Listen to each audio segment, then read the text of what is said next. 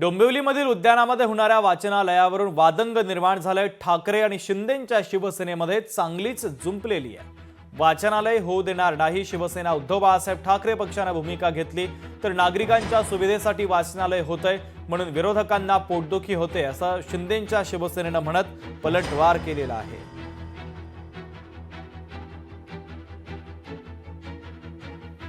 काही राजकीय व्यक्ती गार्डनच्या आतमध्ये वाचनालय बनवायचा घाट घालत आहेत।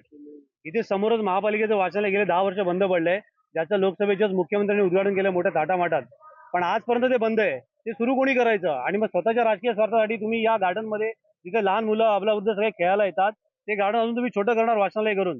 याचा आम्ही काल ते काम बंद पाडलेलं आहे आणि यापुढे आम्ही त्यांना इशारा देतो की यापुढे जर तुम्ही काम करायला आलात तर आम्ही पुन्हा ते बंद पाडू। खासदारांनी 25 लाख रुपये निधी त्या ग्रंथालयाला दिली आणि आता तिथे एक सगळं सुसज्ज असं अत्याधुनिक ग्रंथालय तिथे उभं राहत आहे आणि काही लोकांना तिथे पोटात दुखतंय। लोकशाही मराठी ऐका, पहा, जागरूक रहा।